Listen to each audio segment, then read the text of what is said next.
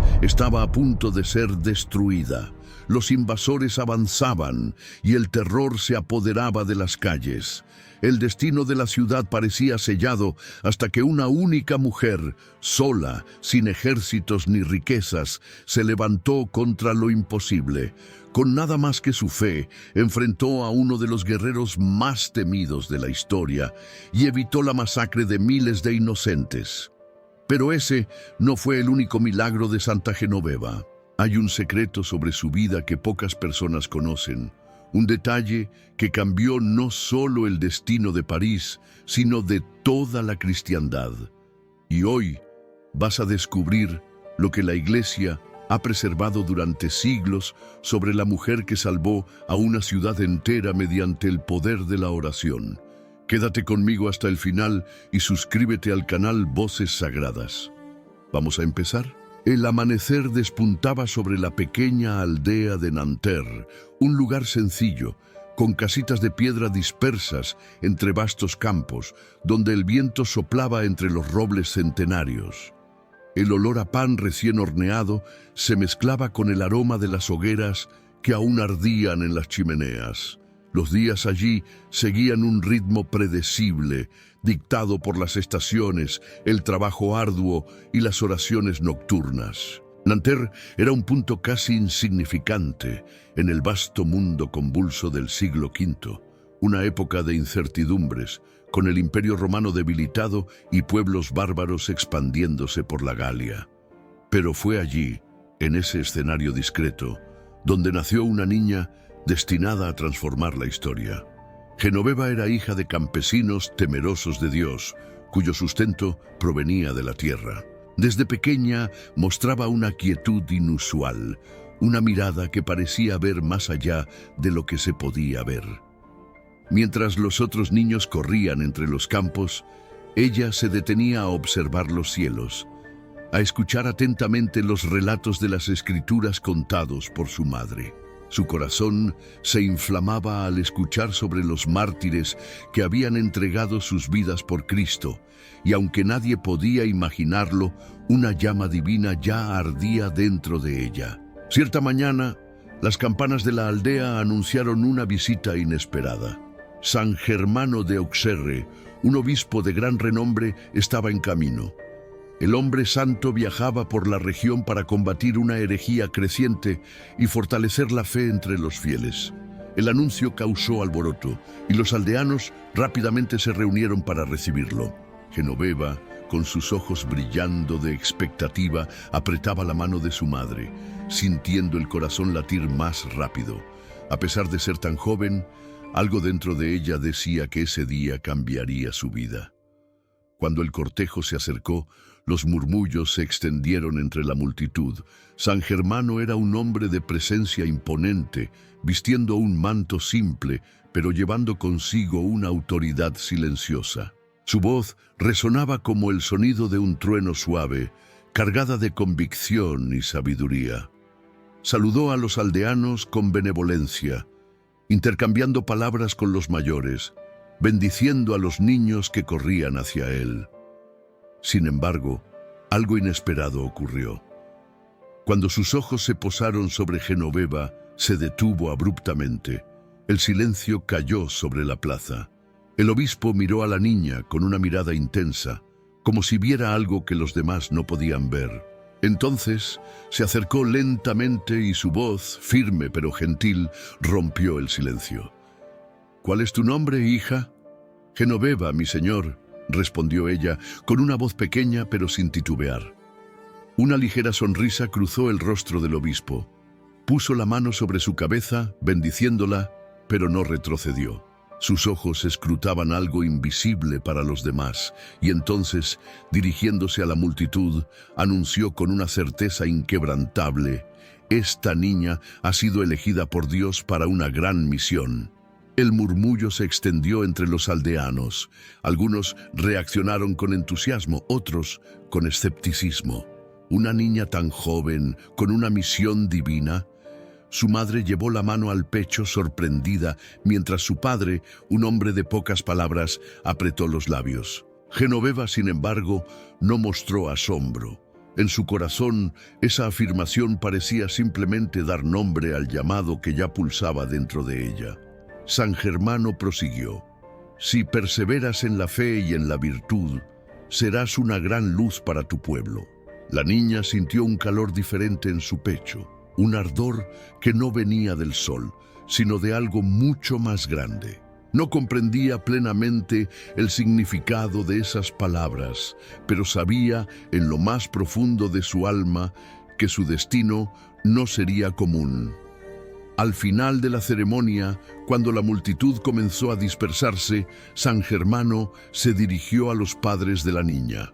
Habló con gravedad, aconsejándoles que le permitieran seguir su llamado. La madre, todavía aturdida, bajó la cabeza, pero el padre dudó. La idea de que su hija pudiera algún día abandonar la casa y la familia no le agradaba. No quería contradecir al obispo, pero tampoco podía ocultar su preocupación. Genoveva, sin embargo, no tenía dudas. Al regresar a casa esa noche, su corazón estaba en llamas. Mientras su madre trenzaba su cabello y su padre lanzaba miradas preocupadas en dirección a la hija, ella ya sabía que su vida no seguiría el curso esperado. En los días siguientes, su rutina parecía la misma: ayudar en el campo, cuidar de los animales, escuchar las historias sagradas junto a la chimenea, pero dentro de ella todo había cambiado. Cuando cerraba los ojos para dormir, veía la mirada del obispo, oía su voz resonando. Una gran misión. Y sabía, con una certeza que iba más allá de su corta edad, que su vida estaba destinada a algo mayor. En la aldea, no todos compartían ese entusiasmo. Algunas mujeres murmuraban que la niña estaba tomada por ideas demasiado grandes para su edad. Otras decían que era un desvarío pasajero. Pero Genoveva no se dejaba afectar. Por el contrario, intensificó sus oraciones, rechazaba distracciones y su devoción se volvió aún más evidente. Si antes ya era diferente, ahora era imposible ignorar su fervor. Pero la verdadera prueba vendría más tarde. El tiempo pasaría y la pequeña Genoveva crecería, enfrentando desafíos que pondrían a prueba su fe. La bendición de San Germano había plantado una semilla, pero el camino sería largo, repleto de pruebas y sacrificios. Aún así, incluso sin saber lo que el futuro le deparaba, tenía la certeza de una cosa: su vida pertenecía a Dios y jamás volvería atrás. El tiempo pasó sobre Nanterre como una brisa fría que se infiltra por las rendijas de las puertas y ventanas. Genoveva crecía, y con ella también crecía el peso de su vocación. El brillo de la infancia dio paso a la solemnidad de quien comprendía que su vida ya no le pertenecía. Desde el día en que San Germano había profetizado su misión, nada fue igual. Pero la fe, por más ardiente que fuera, nunca llegaba sin pruebas. El primer golpe fue la muerte de sus padres. No había forma de prepararse para la soledad que se instaló en la casa donde había crecido. El silencio que antes le parecía un refugio para la oración, ahora era pesado, opresor. La chimenea que antes calentaba los momentos en familia ahora crepitaba solo para sí. En el pueblo, miradas de piedad y susurros seguían sus pasos. Algunos pensaban que ella sucumbiría a la tristeza, que tal vez reconsideraría la vida de renuncia y buscaría un camino más fácil. Pero dentro de ella, una convicción se fortalecía. Su llamado era innegociable. No pasó mucho tiempo antes de que los desafíos aumentaran. Su deseo de consagrarse a Dios encontró resistencia dentro de la propia comunidad. Entre los campesinos de Nanterre se esperaba que las mujeres siguieran un destino predecible: el matrimonio, los hijos, las labores del hogar. Una joven como Genoveva, tan bella y vigorosa, rechazando propuestas de matrimonio e insistiendo en una vida de ayuno y oración, parecía una afrenta al orden natural de las cosas. Los mayores decían que era solo un delirio pasajero, que pronto encontraría un buen marido y olvidaría esas ideas. Pero Genoveva no cedió. Su vida se convirtió en un testimonio vivo de sacrificio. Restringió su alimentación a pan y agua. Dormía poco, pasaba horas en oración. El frío cortante del invierno se infiltraba por su vestimenta sencilla, pero ella no se quejaba. Trabajaba en los campos, ayudaba a los pobres, visitaba a los enfermos, siempre en silencio, siempre en oración. El tiempo que podría haber dedicado a fiestas y encuentros era entregado a Dios.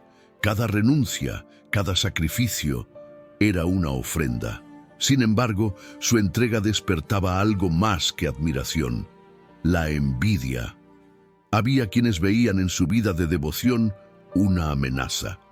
Murmullos comenzaron a esparcirse, insinuaciones de que su santidad era solo orgullo disfrazado, que su rigor era una afrenta a los demás. En una aldea donde la tradición pesaba más que cualquier cosa, una joven que se negaba a seguir el curso natural de las mujeres era una anomalía. Los ataques comenzaron de forma sutil, con miradas dudosas, conversaciones interrumpidas cuando ella pasaba. Luego vinieron los comentarios directos. Decían: ¿quién se cree que es? Dios no pide tanto sacrificio. Hubo incluso quienes intentaron convencerla de que su ayuno era un exceso, que su juventud no debería ser desperdiciada con tanto rigor. Pero Genoveva conocía el camino que había elegido y sabía que seguir a Cristo era aceptar ser rechazada por el mundo. Fue en ese periodo que tomó la decisión que sellaría de una vez su destino. Con la muerte de sus padres y la creciente hostilidad en Nanterre, partió hacia París. La ciudad era un centro mayor de fe y resistencia cristiana, pero también un lugar donde las sombras de las tribulaciones se alargaban. Los romanos aún dominaban parte de la región, pero la amenaza de los invasores bárbaros crecía cada día. En medio del caos y las incertidumbres de la época, Genoveva encontró su nuevo hogar. Allí, su nombre pronto se esparció. Su fama de piedad y su vida austera comenzaron a atraer atención. Sin embargo, a diferencia de la desconfianza que había enfrentado en Nanterre, en París encontró aliados. Clérigos y cristianos fervorosos veían en ella una fuerza espiritual innegable. Poco a poco se convirtió en una figura influyente, respetada por su santidad y coraje, pero ni siquiera allí estaba libre de pruebas. Si en su aldea habían intentado desacreditarla, ahora enfrentaría algo aún más peligroso: la tentación del reconocimiento. Era imposible ignorar la reverencia que su presencia inspiraba. El peligro no estaba en los enemigos que hablaban en su contra, sino en la posibilidad de que su corazón se llenara de orgullo. Fue entonces que tomó una decisión aún más radical. Intensificó su disciplina. Su ayuno se volvió aún más riguroso, sus oraciones más largas. Se dedicó a cuidar de los pobres, a interceder por los afligidos, a mantenerse humilde a pesar de los honores que recibía. Si el mundo quería exaltarla, ella quería esconderse aún más en Cristo. Su juventud estuvo marcada por desafíos que pocos habrían soportado. Pero Genoveva no era una joven común, era una elegida, y dentro de ella ardía una certeza que ninguna prueba podría apagar. Su vida no era suya. Su cuerpo, su voluntad, sus días pertenecían a Dios, y ella no retrocedería. El tiempo probó su fe. No solo sobrevivió a las pruebas de la juventud, sino que se fortaleció con ellas. El mundo había intentado doblegarla, pero había encontrado en ella una roca inquebrantable. París aún no lo sabía, pero su defensora más poderosa apenas comenzaba su misión. Las noches en París eran frías e inquietas. El cielo oscuro parecía pesar sobre la ciudad, reflejando la sombra que se acercaba. Los murmullos se esparcían por las calles de piedra, aumentando cada día. Los hunos venían. Ese nombre, Atila, cargaba consigo el peso del terror. Era un nombre que los guerreros susurraban junto a las fogatas, que los ancianos pronunciaban en oraciones temerosas. Decían que él era el flagelo de Dios, una fuerza devastadora que consumía todo a su paso, y ahora marchaba hacia la ciudad. Genoveva, que hacía años ya era reconocida como una mujer de oración y sabiduría, veía el pánico esparcirse como fuego en paja seca. En las iglesias, los sacerdotes intentaban calmar a los fieles, pero el miedo era mayor. Las mujeres lloraban, las familias se apresuraban a reunir sus pertenencias. El destino de tantas otras ciudades era conocido. Donde pasaban los unos, solo quedaba la destrucción. Hombres eran muertos sin piedad, mujeres eran capturadas, niños desaparecían. En la plaza central, un grupo de ciudadanos debatía entre huir o resistir. La mayoría quería partir. ¿Qué oportunidad tenía París contra la furia de Atila? Los gobernantes dudaban, los soldados no tenían ánimo para luchar. La desesperación hacía a los hombres frágiles. Fue entonces que una única voz se alzó, cortando el aire gélido de la noche. No debemos huir. Todos se volvieron hacia Genoveva. Su figura esbelta, vestida con ropas simples, destacaba contra las antorchas titilantes. Su rostro no mostraba miedo. Al contrario, había una firmeza en su mirada que desafiaba la incertidumbre a su alrededor. Algunos se miraron entre sí con incredulidad. ¿Quién era ella para hablar en un momento como ese? Pero su voz, aunque suave, tenía el peso de algo mucho más grande.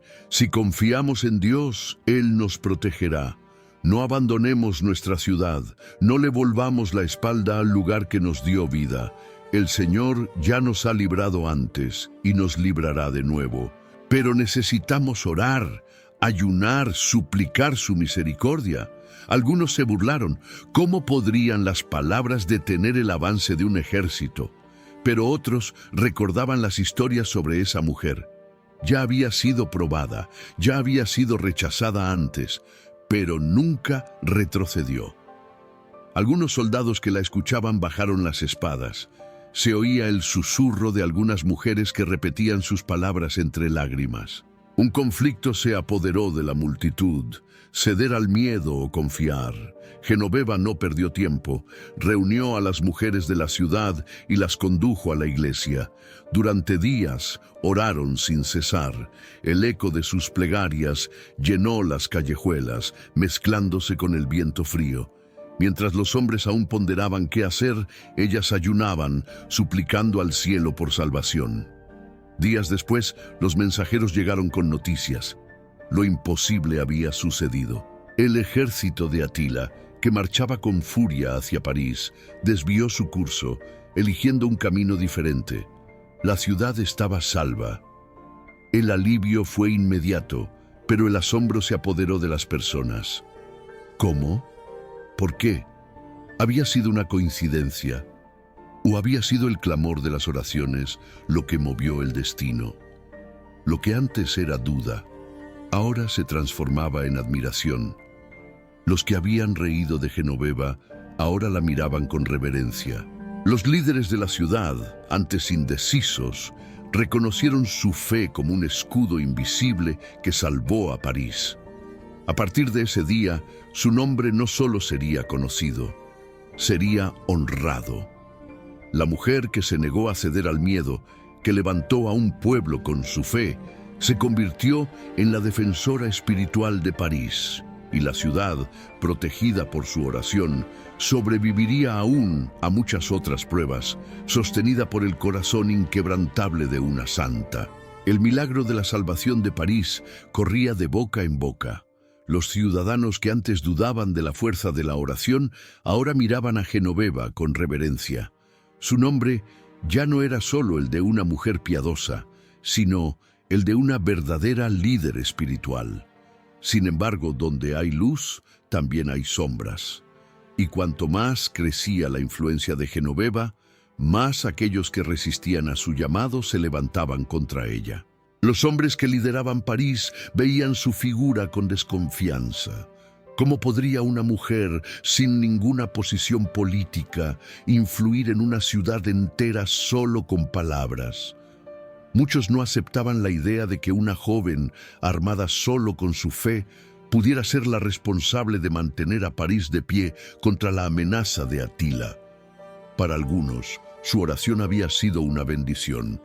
Para otros, era solo coincidencia. Y para un pequeño grupo de opositores era demasiado peligroso permitir que su voz se volviera más poderosa que la de ellos.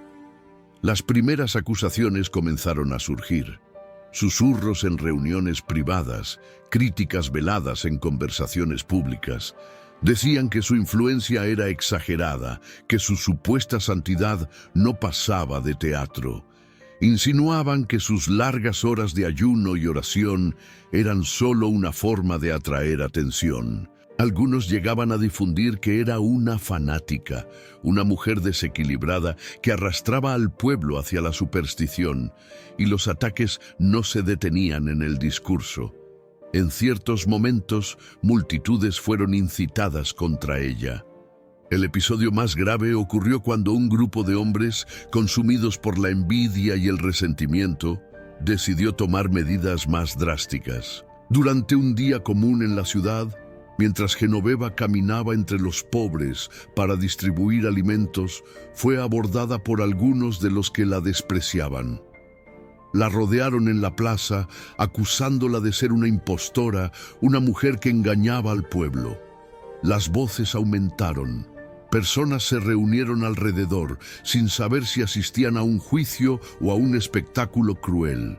Alguien gritó: «Basta de esta falsa santidad, nos ilude con promesas vacías». Otro se adelantó: «Que sea expulsada de la ciudad, que vaya a rezar a otro lugar». La tensión creció. Un grupo quería atacarla, mientras otros, silenciosos, miraban con vacilación. Era un momento crítico. Pero Genoveva no retrocedió. No se defendió con gritos, ni suplicó por clemencia. Simplemente se quedó allí, inmóvil, con sus ojos fijos en quienes la acusaban. No había odio en su mirada, ni miedo, solo una profunda serenidad. Y fue esa serenidad la que desarmó a la multitud. Cuando uno de los sacerdotes de la ciudad se enteró del tumulto, corrió hacia allí, furioso por la injusticia. Ordenó que cesaran los ataques y defendió a Genoveva ante todos. Se atreven a levantar la mano contra aquella que Dios eligió para proteger esta ciudad. Las palabras cayeron como un rayo sobre los presentes.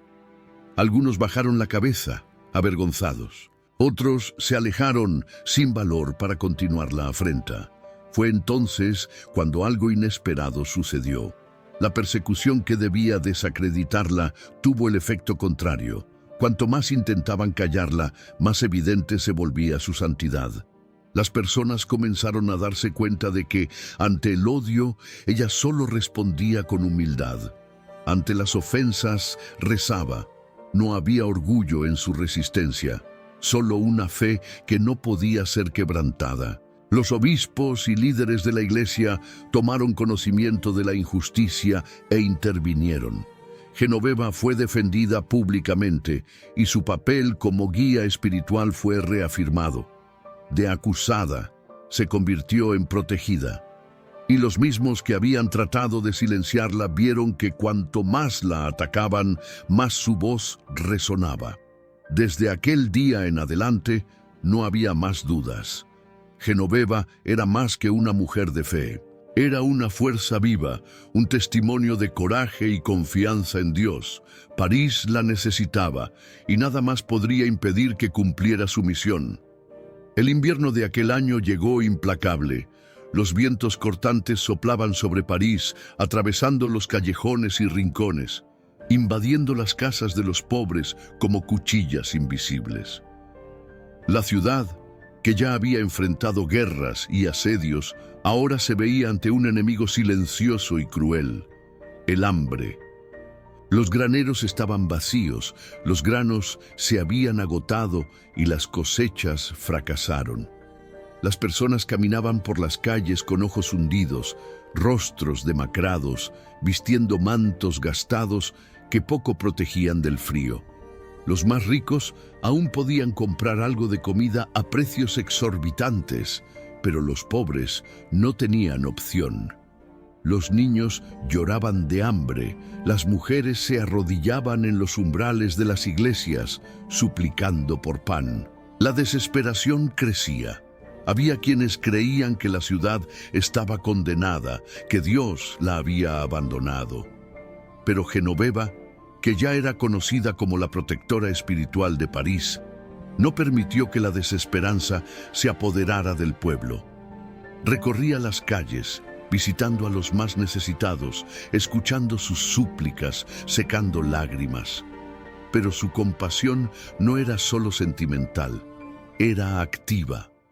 No bastaba rezar por los hambrientos, era preciso actuar.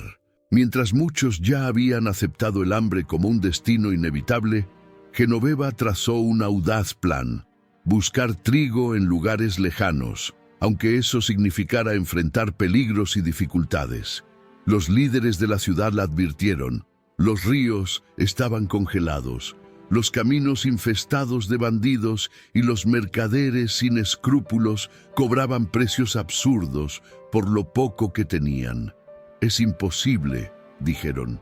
Pero Genoveva no conocía la palabra imposible. Con la determinación de quien confía plenamente en la providencia divina, reunió a un pequeño grupo de hombres y organizó expediciones por el río Sena, navegando contra el frío y la incertidumbre en busca de granos. Los barcos partieron, llevando solo la esperanza y el coraje de aquellos que aún creían. Durante días no se supo nada de ellos. El miedo volvió a expandirse. Había quienes murmuraban que esa misión era un error, que Genoveva había condenado a esos hombres al frío y a la muerte. Pero ella no vaciló. Mientras esperaba, intensificó sus oraciones, convocó a mujeres para ayunar y rezar, manteniendo la fe viva en el corazón de los parisinos. Entonces, el milagro ocurrió. Los barcos regresaron, cargados con toneladas de trigo. Contra todas las expectativas, habían logrado no solo comprar los granos, sino traerlos de regreso a la ciudad de manera segura. Los hambrientos corrieron hacia los puertos, incrédulos de lo que veían. Sacos y más sacos de trigo eran descargados, suficientes para alimentar a toda la ciudad. Y Genoveva, en lugar de vender los granos como haría cualquier comerciante, ordenó que fueran distribuidos gratuitamente a los pobres. El hambre, que amenazaba con consumir París, fue vencida por el coraje y la fe de una sola mujer. Aquellos que antes la criticaban, ahora se callaban.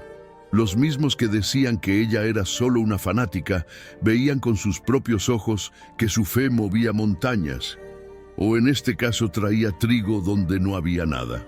El hambre no desapareció del mundo aquel día, pero París aprendió algo que nunca olvidaría. Mientras hubiera fe y coraje, no habría desesperación que pudiera vencer. Y Genoveva, una vez más, demostraba ser la protectora que la ciudad tanto necesitaba.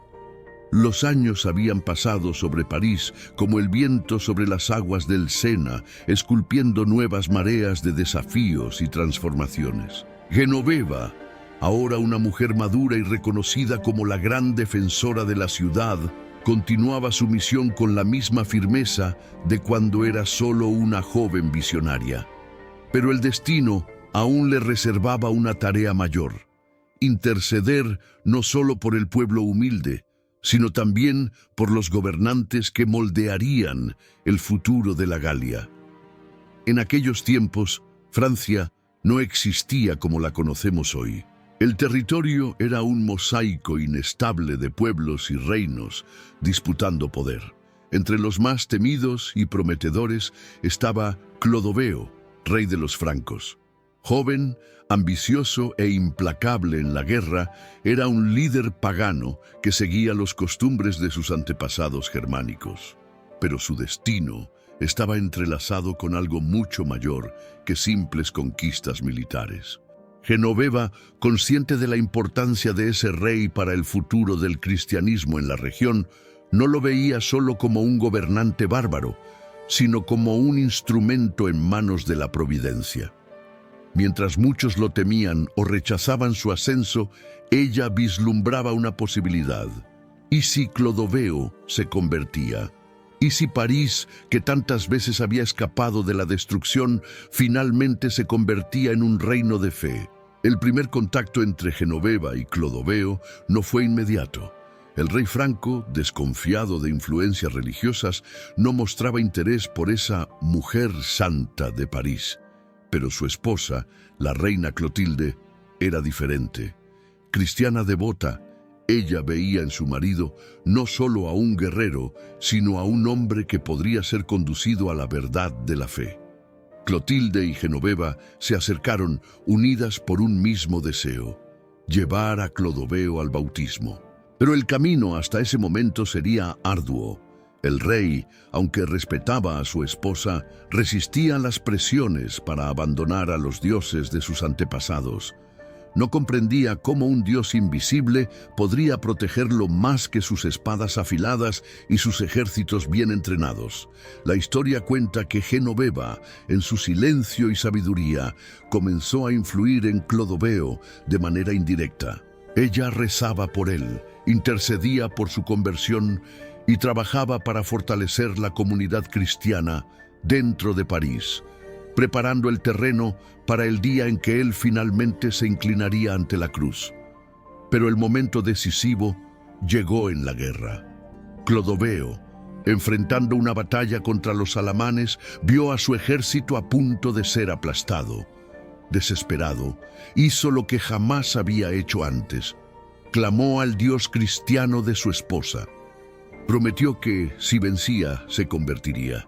Y entonces, como si la propia historia siguiera un curso divinamente planeado, llegó la victoria. Cuando Clodoveo regresó, victorioso y transformado, Clotilde supo que su momento había llegado.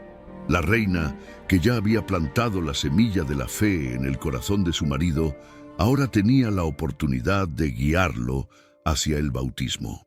Y Genoveva, que había estado acompañando todo desde lejos, con oraciones y ayunos, vio la realización del plan divino. Clodoveo fue bautizado por San Remigio, y su conversión marcó el inicio de la Francia cristiana. El rey, que antes era solo otro guerrero bárbaro, se convirtió en el primer monarca católico de la dinastía merovingia, abriendo camino para la consolidación del cristianismo en el occidente. Genoveva no estuvo presente en el bautismo, pero su papel en la conversión de Clodoveo fue innegable. Su influencia espiritual, su testimonio inquebrantable y su amistad con Clotilde fueron fundamentales para que ese momento sucediera. París, que tantas veces había estado al borde del colapso, ahora tenía una nueva esperanza. La ciudad que Genoveva había protegido con oraciones y valentía, ahora estaba en manos de un rey cristiano. Su misión aún no había terminado, pero allí, ante el nuevo escenario que se dibujaba, supo que su trabajo había valido la pena. El tiempo había moldeado a París, así como había moldeado a Genoveva. Las calles, que antes llevaban el peso del miedo y la incertidumbre, ahora estaban iluminadas por la fe de un pueblo que había aprendido a resistir. La ciudad ya no era la misma. Clodoveo, el rey pagano, se había convertido en cristiano. El peligro de los hunos se había ido, el hambre había sido vencida y la fe se había enraizado profundamente en el corazón de los parisinos. Pero si la ciudad había cambiado, Genoveva también. Ahora anciana, sus pasos ya no eran tan firmes como antes, y su cabello, que alguna vez fue oscuro, había sido teñido por el tiempo. Pero su fuerza espiritual permanecía intacta. La París, que alguna vez protegió con oraciones y ayunos, necesitaba ahora algo más duradero. Era necesario preparar la ciudad no solo para los desafíos terrenales, sino para su elevación espiritual. Genoveva dedicó sus últimos años a un nuevo proyecto: la construcción de la Basílica de los Santos Apóstoles, que más tarde se convertiría en la famosa iglesia de Saint-Étienne-du-Mont, uno de los mayores centros de fe de la ciudad. Su deseo era que allí reposaran los restos mortales de San Dionisio y de los primeros mártires que habían evangelizado la Galia, como un testimonio eterno del triunfo de la fe sobre las tinieblas del paganismo. La obra, sin embargo, no fue fácil. Las dificultades eran muchas: la falta de recursos, la resistencia de algunos líderes políticos, el esfuerzo físico que demandaba de un pueblo que ya había enfrentado tantas pruebas. Pero Genoveva, que nunca había retrocedido ante los desafíos, no permitió que el proyecto se interrumpiera. Recorría la ciudad, organizando a los fieles, recolectando materiales, convenciendo a los ricos de que donaran sus riquezas para la construcción del templo. Sabía que no vería la obra concluida, pero eso no importaba. Su misión era sentar las bases, dejar un legado que trascendiera su propia existencia. Además de la basílica, su dedicación a los pobres y necesitados continuaba. Los años le habían enseñado que la verdadera fe se manifiesta en el cuidado de los más frágiles. Distribuía alimentos, cuidaba de los enfermos, intercedía ante las autoridades para que fueran justas con los desfavorecidos. Pero el tiempo cobraba su precio. Su cuerpo se debilitaba y cada día sus fuerzas disminuían. El pueblo percibía que su protectora se estaba acercando al final. Las mujeres que crecieron oyendo sus historias la visitaban en su humilde hogar, buscando consejos y bendiciones. Los líderes de la ciudad reconocían en ella el alma de París, aquella que, durante décadas, había sustentado la ciudad con su oración y valentía. Entonces, en una mañana serena del año 512, Genoveva partió de esta vida. Su muerte no fue marcada por la desesperación, sino por una paz profunda. Los parisinos, que la tenían como su madre espiritual, se reunieron para honrar su memoria. Su cuerpo fue sepultado en la iglesia que ella había ayudado a construir, y su tumba se convirtió rápidamente en un lugar de peregrinación. Pero Genoveva no desapareció con su muerte. Su nombre permaneció vivo, y su intercesión continuó siendo invocada en los momentos más difíciles. Siglos después, cuando París enfrentó plagas, guerras y revoluciones, su pueblo siempre volvió la mirada hacia su patrona, confiando en que aquella que una vez salvó la ciudad continuaría protegiéndola. Los últimos años de Genoveva fueron una despedida silenciosa, no de una batalla, sino de una vida que fue, desde el principio, un sacrificio de amor. Y cuando sus fuerzas la abandonaron, París comprendió que su luz jamás se apagaría. La noticia de la muerte de Genoveva se esparció por París como un luto silencioso que tomaba cada calle, cada hogar, cada corazón. Para los parisinos, la mujer que tantas veces había sido su protectora, su guía y su fortaleza, ya no caminaría más entre ellos. Pero si el tiempo había enseñado algo al pueblo, era que Genoveva nunca había sido solo carne y hueso. Su presencia no se extinguió con su partida. Por el contrario, parecía más viva que nunca. El día de su sepultamiento, multitudes tomaron las calles. El cortejo siguió lentamente, pasando por los callejones y puentes de piedra de la ciudad, en dirección al lugar donde su cuerpo reposaría, la Basílica de los Santos Apóstoles, la misma que ella tanto luchó por construir. El sonido de los cantos se mezclaba con el llanto contenido de los fieles. Mujeres que ella ayudó, huérfanos que encontraron refugio bajo su protección, enfermos que fueron curados por su intercesión. Todos estaban allí, rindiendo su último homenaje. Pero aquella despedida, lejos de ser un adiós definitivo, era solo el comienzo de algo mucho mayor.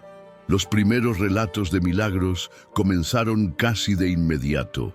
La tumba de Genoveva se convirtió en un refugio para los desesperados. Decían que aquellos que allí rezaban encontraban alivio para sus males. Personas atormentadas por enfermedades, madres afligidas, viajeros que buscaban protección, todos iban al lugar a pedir su intercesión y muchos salían transformados.